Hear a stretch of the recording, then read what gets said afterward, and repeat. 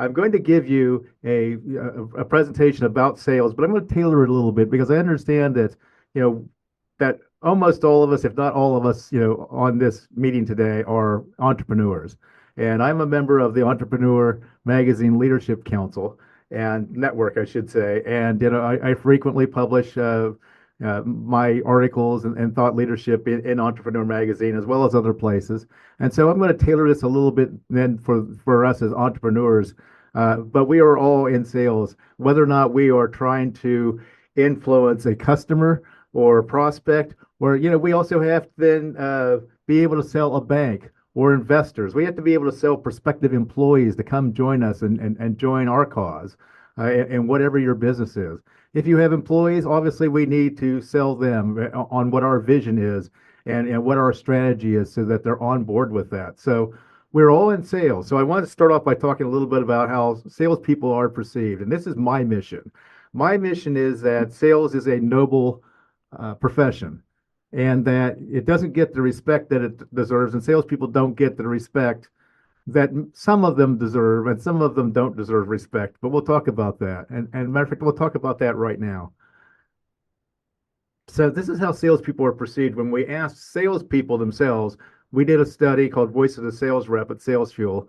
And we asked the salespeople then, what percentage of people in your industry, in the sales industry, do you believe have credibility in what they say and do? And they said 63%. So that by itself is that salespeople don't believe that, 37%, are not credible in what they do. And I would tend to think that percentage is about right.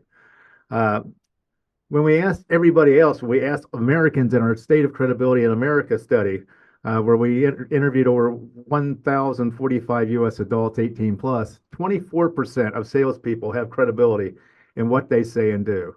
So what that means is that anytime that you're in a sales situation, you are viewed with enormous skepticism and you are viewed as not credible. Why? It's because of this 37% that of salespeople that they aren't viewed as credible. And unfortunately, we're all viewed really by our worst practitioners in whatever business we're in, whether or not we're a small business owner, we're a chiropractor, we're a car salesman, we're a real estate agent, whatever the case may be. It's like they're all people in our professions or whatever who, quite frankly, aren't very good and cut corners and take desperate measures. And unfortunately, this is what leads to those kind of numbers. Now, you might be thinking, okay, Lee, but I'm not a salesperson, okay? I'm an entrepreneur. I lead a company. I lead a nonprofit, whatever the case may be. I'm not a salesperson. Of course, we already discussed we're all in sales, but okay, I hear you. So let's talk about how CEOs are perceived. So when we also asked then, what percentage of CEOs are credible what they say and do, you're going to see a similar number, 26%. All right, so now a lot of that, though, again, worst practitioners. So it's like we can all think of a CEO, in the very recent past, quite frankly, that has acted in a very dubious manner. And unfortunately, and of course, then the other issue with CEOs is that CEOs take a beating, in the political realm, quite frankly. And even though we're a CEO of a small company and not a major corporation, CEOs, as a profession, get pounded on a lot. When we asked employees who are not working for themselves, so they're working for another company, and we asked them, okay, 21% say that their CEO is highly credible in what they say and do. And the issue here is that there is a very compelling link between the credibility of a CEO, credibility of a leader, and how motivated their employees are to do their best work every day.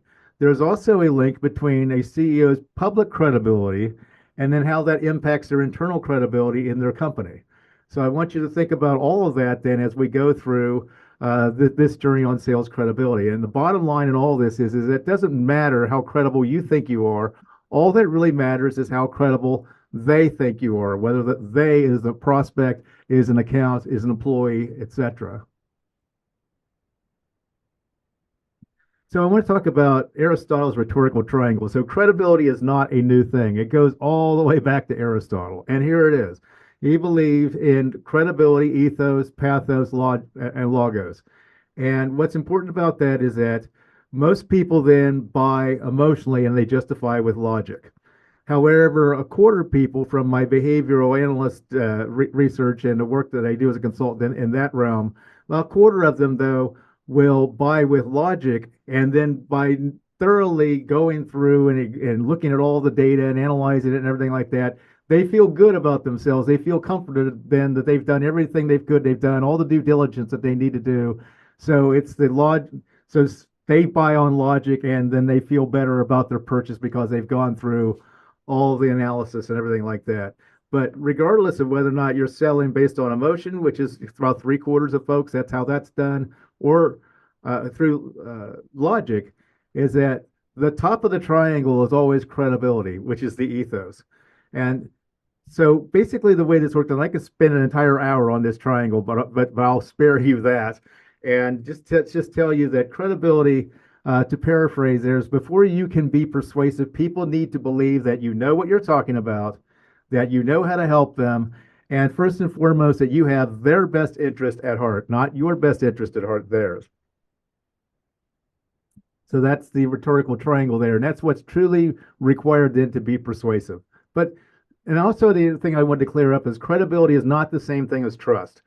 We all want to win people's trust, whether it be an employee, prospect, whatever, but understand that to earn trust, we first have to build our credibility. We have to be seen as credible. So credibility is a prerequisite for earning trust.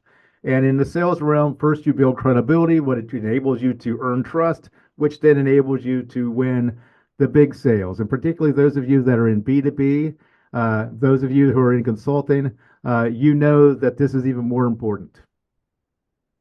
So here's what, as salespeople, that we've got to deal with. We're over here as salespeople, on the land over here to the left. And then what we want to do is we want to be in the land where, buyers trust us, which is on the right. The problem of it is that we have this river of distrust. And when I was in Las Vegas, I met a great couple from Australia that came in, and I was telling him that my wife will not go to Australia under any circumstances. And we were talking about, okay, there's bats, there's giant spiders, there's, I learned about a new bird which has giant talons, which I never knew of. It's like, which is a little scary. But also, it's like the crocodiles, he said, are not just in the ocean, but they're in the rivers. They're not just in the swamps, they're in the rivers too, which made me think about, okay, these crocodiles, or for those of you who are in America, let's call them alligators, are all things then that cause buyers to distrust salespeople. So these are the popular stereotypes of salespeople. So you can think about movies. You can think of Glengarry Glen Ross. You can think of Wolf of Wall Street. You could think of a Netflix show then that's all about pharmaceutical sales. And none of these things cast salespeople in a great light. You have this healthy skepticism of all the desperate actions that have happened with all the salespeople that have come before us. And then you have a certain percentage of people, about 9 to 10% then, who just generally have trust issues and don't trust anybody, certainly not at face value. And so you have all these things that have to be overcome through trying to get through this river of distrust. Unfortunately, it's too wide. You can't go through it. And of course, there's alligators, and you can't jump over it. So what you need to do is build a bridge. And that bridge is sales credibility, because you need them to believe that you're credible. And so by building this bridge of credibility is how you get from where you are in sales, whenever you're performing a sales role, then to be able to be trusted by the buyer. So that is my analogy, and it's my cute little picture of the day. And when I talk about this, is that it's not about cold calling, it's not about bulk email campaigns. As a matter of fact, that is the antithesis of sales credibility, actually. It is all about attracting the people who you want to do business with you. It's about identifying, hey, here's who I really want to do business with, that I really think that's in alignment with my mission, my goals, my vibe, and what I believe in. And now how do I go about attracting those people then to want to do business with me? So what's in it for you today is that if you want to open... Hold on one second. Can you hear me? Yes. Okay, I'm going to go ahead and continue if that's okay. If you want to open doors with the people and get the information that you need to make closing sales easier, getting the respect you deserve is really what motivates me to do research in this topic. to help you get more calls returned and your emails responded to help you stand apart from everybody else, especially that 37% or that 74% of CEOs that are not viewed as credible. This is what's going to enable you to get your recommendations taken more seriously. You're going to be able to get referrals, which is going to lead to more repeat business. And to do all these things, you need to establish credibility first. So let's get into it. Let me tell you about my origin story. And all of us need to have an origin story. Then that is the foundation then of credibility. This is my first sales job. And as you can tell, I had much better hair, which was great. Over there on the far right, that's my friend Ardith, who I eventually hired as my first sales trainer. You'll notice that how old this picture is, not only from how young I look, but also that thing that's on Ardith's belt there. That's a pager or a beeper for the younger folks that have joined us today. Basically, that is the precursor to texting, except we only got a phone number on it. We had to find a payphone, imagine that, and call back. Over to the left of me, I am presenting an award for national promotion that I did to the owner of this estate jewelry group stores, a group of stores. And to the right is his assistant. And I will tell you that that is the closest thing to a smile I've ever seen this woman crack. And when I showed up, I'm working for, the daily newspaper. And at the time, newspapers were highly credible, and it was prestigious actually to be with a newspaper. And so I thought that that would do enough. And then she sized me up though on the first call, and she said, "Okay, I know you work for the Columbus Dispatch, but who are you, and why should I listen to you?"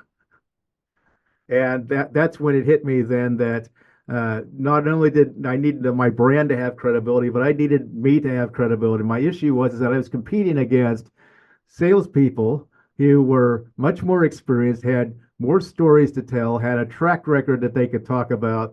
They were way better at small talk than I was. I'm still to this day not really great at small talk, which is why I really focused on insight-based selling and sharing some of that. And I'll get to that in a moment.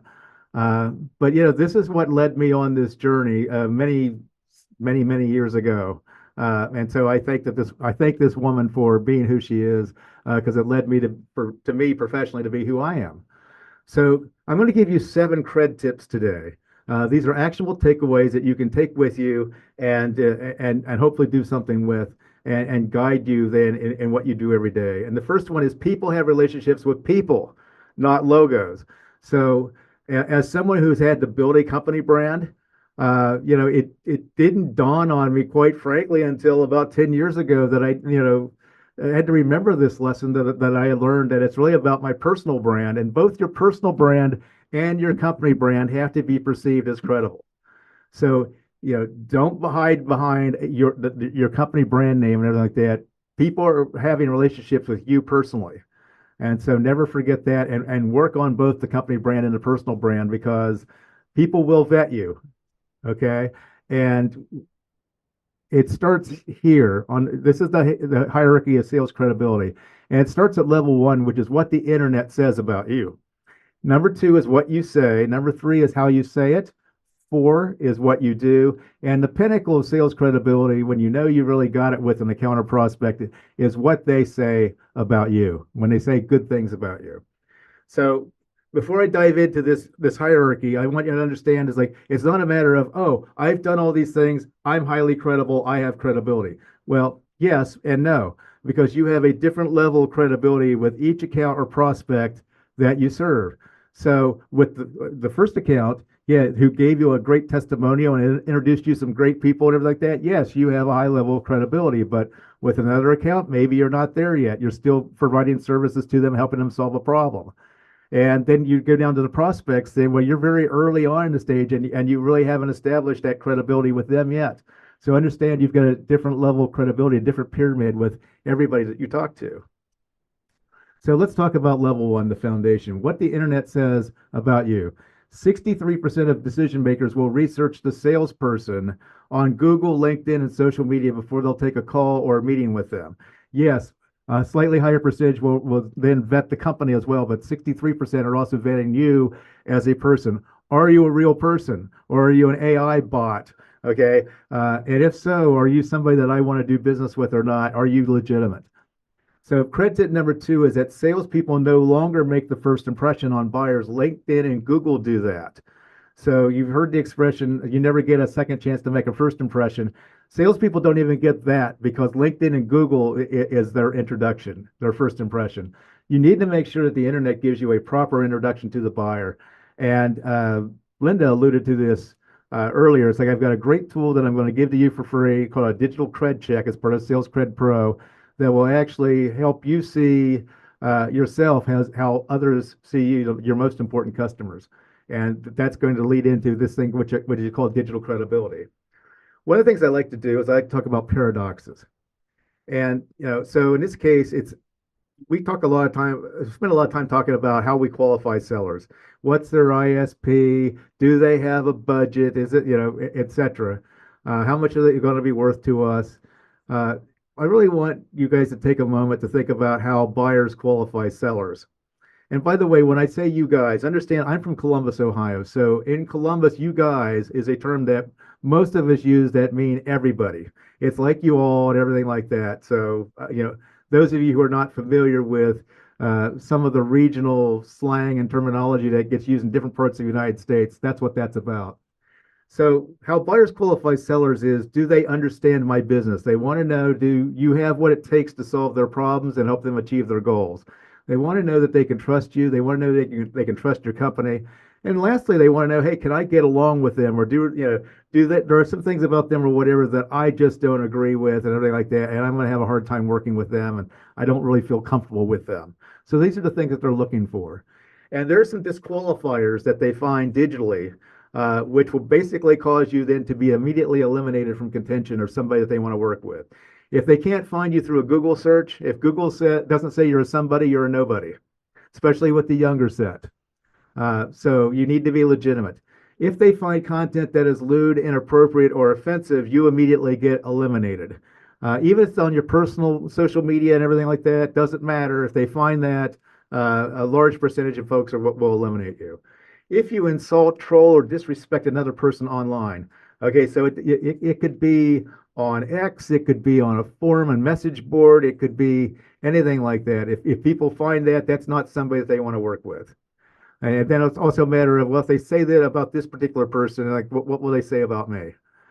If you have no demonstrable expertise for the buyer's line of business, again, it's like, why should I do business with you? I want to do with somebody, that's actually done something in my line of business. And also then if you're currently employed by a disreputable company, sure, that makes sense. But the surprising part about the research that we found is that if you have been previously employed by a disreputable company, then that also still acts as a stain on your personal credibility. So there's a situation there where I've advised people then to leave that off a resume, leave that off of a LinkedIn profile and everything like that. And, also then have your breakup story as, sort of like, well, if I would have known they would have done that, I would have never taken that job. Once I found out that they were doing these things or whatever, I immediately then looked for my exit because that's not something I agree with. So keep that in mind as well if those of you have had that unfortunate experience. And then you have this. Then you have the fact that AI is now being used by more B2B buyers to vet suppliers and their salespeople. About 21% in the B2B buyer scan for 2024, which is not out yet, not complete, but from the 2023 study, they say that they are using AI to vet suppliers and their salespeople, as well as helping them to make better buying decisions. So then it's a matter of people aren't looking for reasons to do business with you. They're looking for business reasons to eliminate you, much like how you would look through resumes and like that for an open position in your company. And that's a matter of, well, any rational, reasonable person would look at that and think that. Well, the thing is, AI is not a reasonable, rational person. So you have to think about how you're viewed digitally by digital. And again, that's digital cred check. So we're going to jump into this, and Linda told me that this is a group that likes to participate and talk with each other and everything like that. So we're going to do something today to make that happen. We've got a little exercise here, and normally when I'm in person, we break up into groups and we do interviews. It's a little bit more difficult to do that on Zoom, so I'm just going to have you do it this way. I'm going to ask you, who is your dream client? And I want you to think about that before we get started. And to put a little context to it, this is not a client that you do business with currently, but this is somebody that would transform your professional image and your company's image if you landed them. Not only would they be a big help, and maybe they don't even have to be a big client money wise, but just somebody that adds a little cachet to what you do every day, and gives you more legitimacy, credibility, and the fact that you're working with somebody who's well known. So I want you to think about who your dream client is and write that down.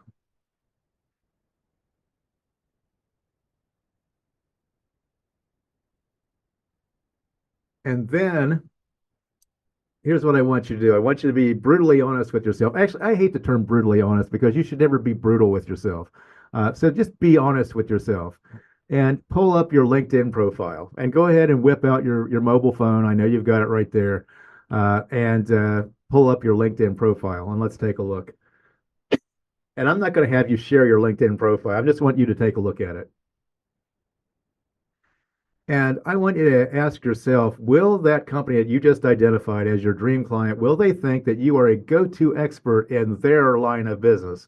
Not necessarily your line of business, but are you somebody that's had experience in helping people in their line of business? And so really analyze it. Take a look at the skills. Take a look at the about section you've written up. Take a look at your experience, your education, your certifications. And is that something, are those things that's going to help them see you as an expert in their line of business? And if you want to go even further, then you can do a Google search of your name. And this is very enlightening. And if people ask me, Lee, why do you go by C. Lee Smith? And this is one reason why. There are lots of Lee Smiths in the world, and one, if you do a Google search on Lee Smith, I don't want you to do that. I want you to do a Google search of your name. But when I did a Google search of Lee Smith, I came up with several Lee Smiths. One of them, by the way, works at Salesforce, and he and I are like best buddies now or whatever. So we always share and like each other's stuff. It's hilarious. But the other one is that there's a baseball pitcher who used to play for the Chicago Cubs and about 9 other baseball teams. And he was a really good relief pitcher and everything like that. So he comes up in Google search all the time. So this is why I go by C. Lee Smith. My first name starts with the letter C. It's my dad's name as well, which is why I go by the middle name. But also, it's C. Lee Smith, so that when someone searches me professionally and everything like that, they're going to see a whole first and second page of my name. So if you have a very common name, I want you to think about, either a nickname or adding an initial in there or something like that to help you stand out, so that when people are searching you from, a business card that you've given them or something, thought leadership that you've posted online or whatever, that they're going to see you and not see somebody else. So with that, I want to open up some microphones, and I'd like somebody to chime in and maybe share out a little bit. What did you find when you did this? So I'd like you to share who your dream client is and why they're your dream client, and also then, do you think then, that company will see you as a go-to expert based off of your presence online? If so, why? And if not, why? And what little things could you tweak? So who wants to jump in and share out? The first one is always, the hardest one, but who's the boldest, bravest person we've got here that's willing to share out?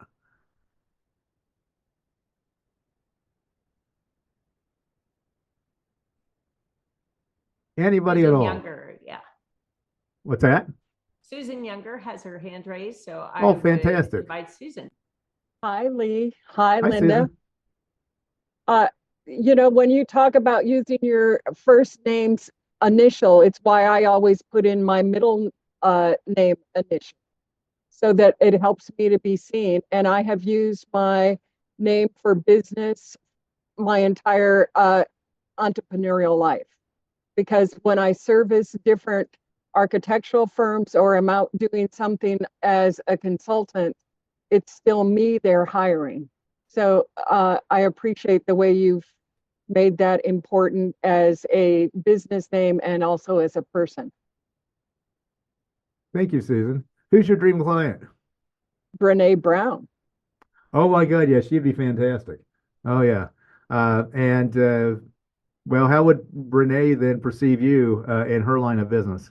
Probably that I do not have a high enough degree since she tends to work primarily with those more academic than myself. That is probably the piece that is holding me back the most in that respect. So what could you do then to help beef that up? I think continue to do more writing and things that put me as seen as credible, authority, expert, whatever term you want to use like that, about the whole idea of relationship and emotional intelligence, which I I think think you're then would create credibility for her.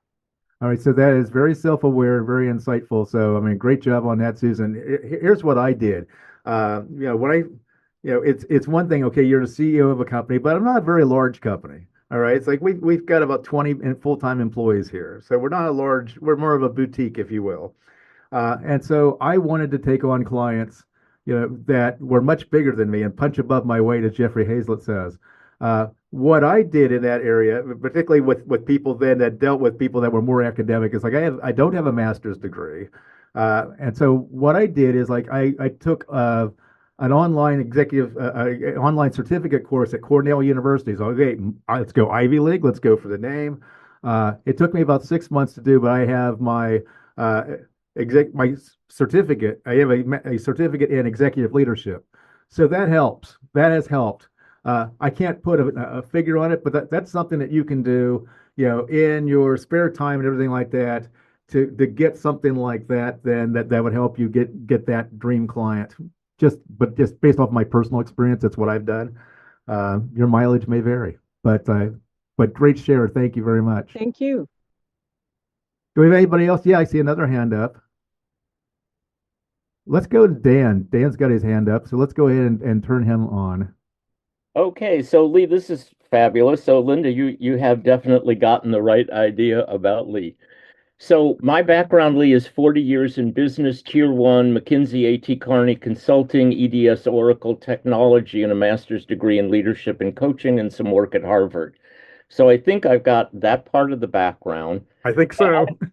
My ideal client is Ben and Jerry's. And so my question for the CEO is, and interesting, Unilever is divesting its ice cream business. And so for the next CEO, my question is, how would you raise your revenue $100 million in 36 months? Because I could do it. That's fantastic. So if they went to if that CEO then who's now uh, running Ben and Jerry's in that situation, would they see you as a go-to expert in their line of business? Obviously, that guy or gal would see you as, really smart.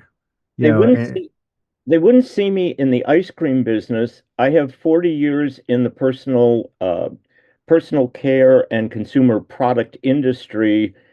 25 years ago, I launched the first all-natural, no artificial sweetened beverage into the market, opened Walmart and every grocer in 6 months.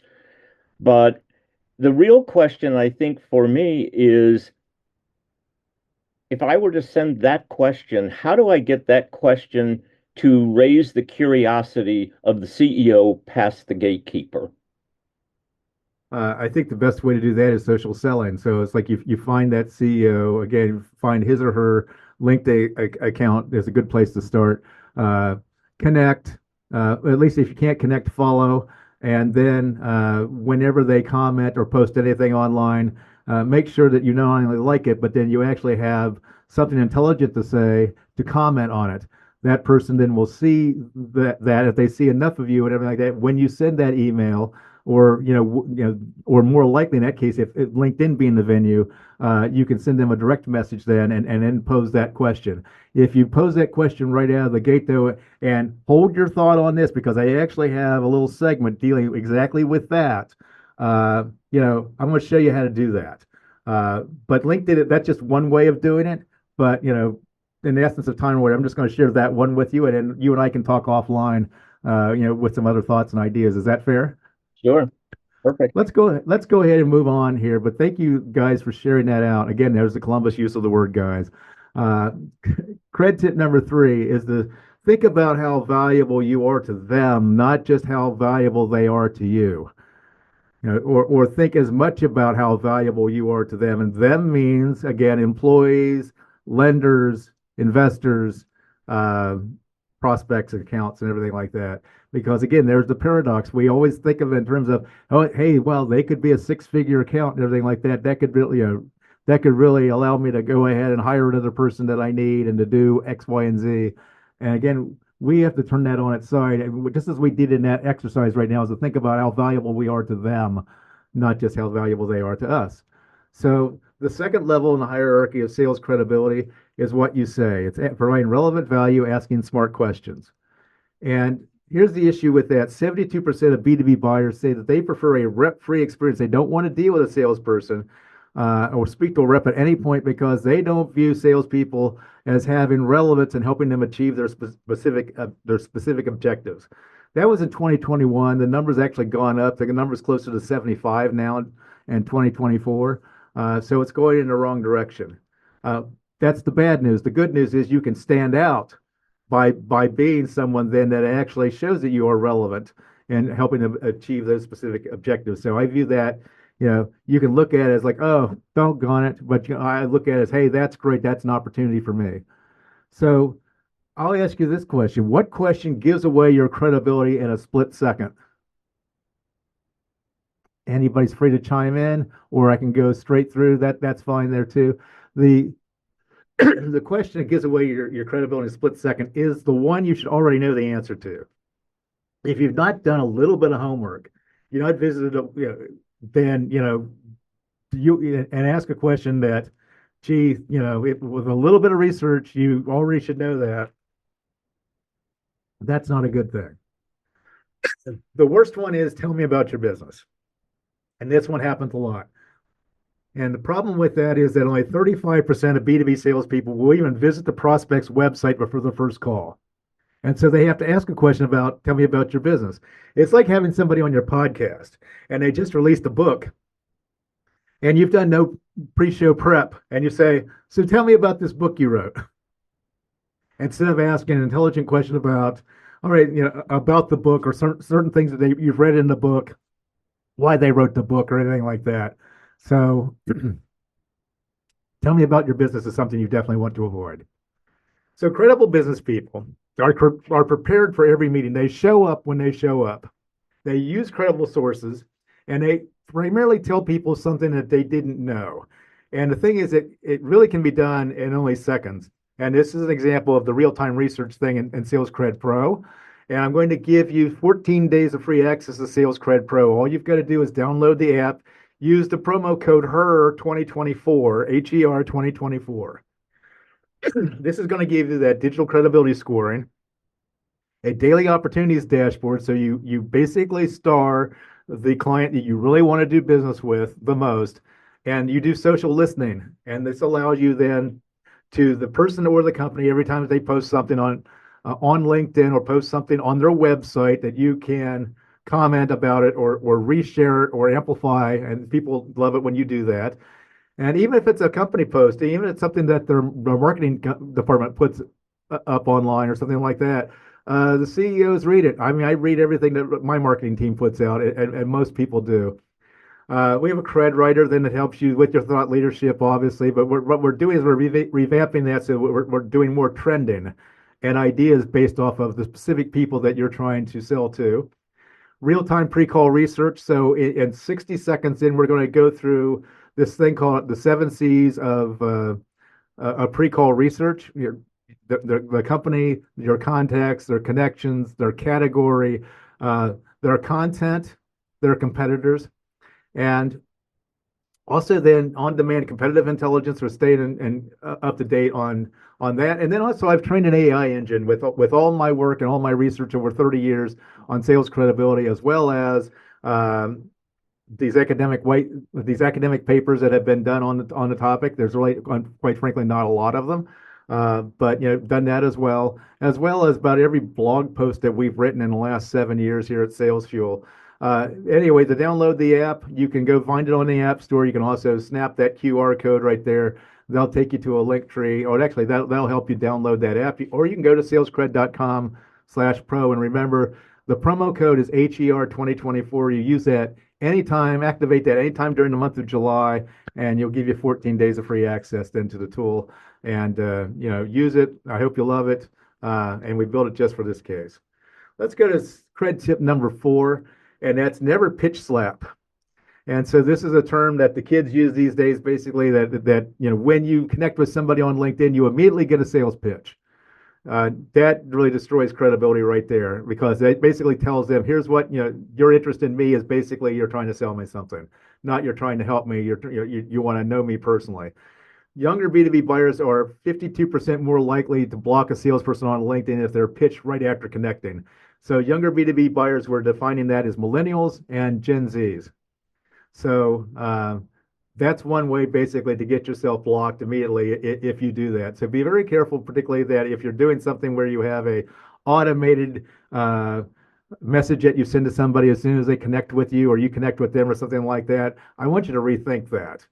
And there's a better approach. So this is an example of that first outreach then that Dan and I were just speaking of a moment ago. And this is somebody to say, okay, I really want to have this BMW dealership as a client because they're very active in the community, et cetera. They're very well connected. And it's a better way to send a connection message that looks like this. Joe, it's great to connect. I thought of you when I came across this research today. I thought of you, very personal and everything like that. It's personalized. This is not a blanket bulk message. And in fact, I came across this research, which means I'm studying research all the time. All right. So I'm not just a salesperson that's trying to rely on storytelling. Storytelling, very important. Don't get me wrong there. But just off of my gift of gab, I research. And here's a piece of research. Did you know that nearly 12% of new car shoppers are considering BMW models this year, et cetera? And then, of course, list a source. I work hard to stay on top of the latest industry data, trends, and opportunities for my clients. So I pass them along. I will pass them along as soon as I find them. What you're saying is that by being connected with me, I'm going to give you value, even if you don't do business with me. But especially if you're my client, I'm going to share this with you, but just being connected with you, I'm going to pass these along. And yeah, I work hard and I stay on top of the industry. And so these are some very highly credible statements that you can make, but you're providing them data right out of the chute that is relevant to them. And that really sets the foundation then for your relationship going forward. And so I have several other examples of this, but in the interest of time, this is just the one I'm going to show you. Insight. Where does this insight come from? What should I share? The key thing is to share unbiased insight. So don't use a biased source or a source that is perceived as biased. And don't just share insight then that's all about why they should buy from you, all right, or how great your company is or anything like that. It's really about what's most relevant to their CEO, especially if they are the CEO. And if they're not CEO, that's things that are relevant to their boss, their staff, their customers. If you want to know what's relevant to the CEO, do a Google search. Find out where that person's been quoted. Listen to a podcast interview. Read an article where they've been quoted. They will basically tell you, what's important to them and what's top of mind. Look at conferences they might have gone to and look at the agendas to actually see what's being talked about there. That will tell you what's relevant to the CEO because everyone's trying to do what the CEO is telling them to do and hopefully following their direction. And ideally, you want it to be something that they probably didn't know or they haven't seen yet.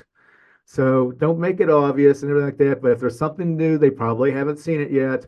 And if it's something that they may not have known about their customers particularly, or or something great about their staff that maybe that hadn't been shared with them. It could just have been like, hey, I worked with Susie McCummins, on a charity board recently, and we just did a big fundraiser. I don't want to tell you whether she is the hardest working woman that I've ever worked with. I mean, just something like that boss didn't know about Susie. So those are the kinds of insights that you can share. They don't have to always be facts and figures. How you say it is just as important as what you say. This is how you communicate through email, text, video, online meetings. This is one of the key areas that CEOs and salespeople give away their credibility. And here's an email that was sent by one of my former salespeople, emphasis on former. And I'm embarrassed to share this with you, but I'm going to do this just for a teaching moment. This is something that they sent. Subject, here we are. Not a compelling reason to get somebody to open up the email, but if they did open up the email, they would have seen, hi, Matt, just following up. I'm not sure what you're going through right now, given the current circumstances. Future speaking, this will all be in the dust and back on the normal. Are you open to a 15 to 20-minute call to discuss your future strategy? Few things here. The word just basically minimizes you, and you should never do anything that minimizes who you are, what you do, and the value that you provide to somebody. Stop using the word just. Following up, salesperson speak. The only reason why I'm sending this email is because I know that I'm supposed to follow up. I'm not sure. Certainty means a heck of a lot more. Credible people are certain. They're not uncertain. Try to avoid using phrases like that. The future speaking thing, I have no idea what they're talking about. Everyone's always asking for a 15 to 20-minute call. And the thing is, there's no compelling reason in this email or that, quite frankly, would compel somebody then to schedule, yeah, I want to spend 15 minutes with this person. Because the only thing that CEOs and decision makers have even less of than money is time. So they can make more money, but they can't make more time. They can save time, but they can't make more of it. And then there's another one I didn't highlight in yellow, but that's important. Take a look at the word future. So one typo is okay because that means it wasn't written by a robot. It wasn't written by a computer. So one typo is okay. But if you have several typos or something like that, that just makes it look like you're sloppy and you don't have a lot of attention to detail. So try to avoid typos, but one typo is not going to break your day and could actually work to your advantage. But I don't recommend doing typos, but just be careful of that. So here's a new slide that I put together. And I want to encourage you to use a phrase that pays. I also know that not only did I work in newspaper, I also worked in radio before that. So here's some of my favorite credibility building phrases. I thought of you today when I saw this or I heard this, and it made me think about your business. So you're top of mind. It's like, I'm thinking about you. I'm thinking about your success. Some of my clients have been telling me or are telling me this. I've been reading, I've been hearing that, I've been seeing that. This goes to what I was talking about earlier. I am certain, I am that, I am confident that, not I don't know if. If you screw up, and look, we're all humans, we're going to screw up. All right. It's I take responsibility for that, and here's what I'm going to do about it. So, or here's what I'm going to do, period. Like that's highly credible. Then if you follow through and actually do it, that's where credibility is definitely built. You need to be brave enough from time to time and bold enough to realize like, yeah, I'm not the right person for you. I can't help you. But it's like being a super connector is highly credible. So you can say, I'm not sure that, that I can help you, with that particular issue or like that, but I know somebody who can help. Would you like me to introduce you to them? And then one of my favorite power phrases came from a waiter at a diner in Atlanta who I was speaking at a conference in Atlanta, and I found this diner which was close to the convention center, and stopped in for a quick bite or whatever, and that whenever I asked for something that was off menu or to have to substitute something like that, his key phrase was always consider it done. Consider it done. And then it got done. And that stuck with me. And, and I encourage people to use that phrase. It's fantastic. Use a phrase that pays. Don't use weasel words. There's the word just again. I already explained that. I wanted to check in with you. I wanted to share this with you. It's not about what you want. It's about what they want. So keep that in mind. Can you give me just 5 minutes? This reminds me of the movie, I can't remember the name of it at the top of my, with the poor little orphan boy or whatever, with the bowl of porridge, and that's a, may I have some more? It's so, how pathetic is that? Please, can you just give me 5 minutes? It's like, you're not desperate, all right? They should be happy to get 5 minutes of your time because you can help them. Don't say words like to be honest or trust me, because okay, if what you were saying before, was that not honest? Or it's like, is there a reason why you're asking me to trust you? It should be evident up front why they should trust you. I'm sorry to bother you. Now look, there are times like when you've hurt somebody or whatever that you need to say I'm sorry. But don't say something like I'm sorry to bother you, because one, you're recognizing that you're a bother to them. And then you're apologizing for the fact that you're calling on them. You don't need to apologize for doing your job. And you don't need to apologize for trying to help another person. You don't need to apologize for who you are, ever. You only need to apologize. You only need to say, I'm sorry if you hurt somebody. That's my personal view. Your mileage may vary, and that's okay. I know you're busy. Well, if you know I'm busy, why are you calling me? AI speak is something brand new. I hope this email finds you well. Clear and obvious that it's AI. The word delve has never been used that much, or the word foster until AI started happening up on the scene. And these are dead giveaways that you had AI write your emails or whatever instead of you. Avoid sales speak like pain point or what keeps you up at night because it's none of your business what keeps them up at night. And chances are it's probably not you. It probably has something to do with their family or something about their personal health or whatever. Avoid qualifiers. Again, that lessen the impact of what you're selling, maybe, something, often, those types of things. So this is a great slide for you, whatever that I'm going to give to you, and I want you to take this with you. There's lots more where this came from. And I'm working on a second edition of my book that I'm going to be publishing through C-Suite Publishing, and we're going to have a lot more of those types of things in it. Now, the good news here is that what you do, 36% of decision makers say they're willing to pay a premium to buy from a supplier that provides extra customer service. I've got a great story that I normally tell about someone that promised me a suit by a certain day for a TV taping. They promised me in 2 weeks. They ghosted me. They vanished. And then I never got the suit. 2 months later, it shows up. But I had already taped the TV show and everything like that. At least I was on stage and got to wear the suit there. I wanted something bold and vibrant, not something boring like the blue that I normally wear. So UPOD is a acronym that's used, and credibility is lost when expectations aren't met. Credibility is won when expectations are exceeded. So under promise, over deliver. We had been lucky enough to have Tom Peters on my podcast who coined that term, and it's still stuck. But today, when you hear the term UPOD, that's what it means. Lastly is what they say. 40% of B2B decision makers say that a believable testimonial from a satisfied customer will influence their decision if it seems legitimate. And so my mentor, Jeffrey Gitomer, who's not very politically correct, quite frankly, but he does have a great quote about that. He says, if you say it, it's bragging. If they say it, it's proof. So ask for testimonials. As a matter of fact, don't ask for testimonials, ask for introductions and recommendations after you've done enough to help to earn them.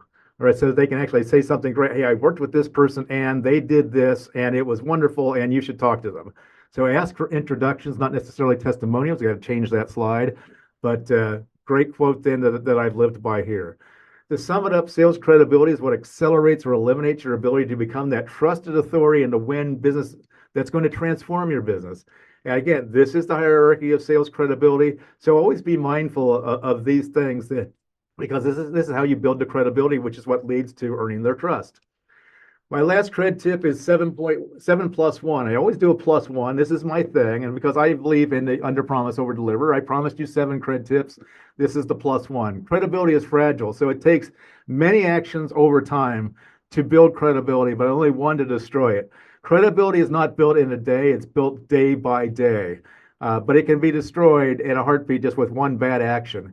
So, and this is true because you can think of a leader right now who you used to believe was highly reliable, highly trustworthy, but one bad night or one bad day or one bad post online or something that you found out about them, which you find despicable or whatever, has now changed your opinion of that leader. So that's a great example of this.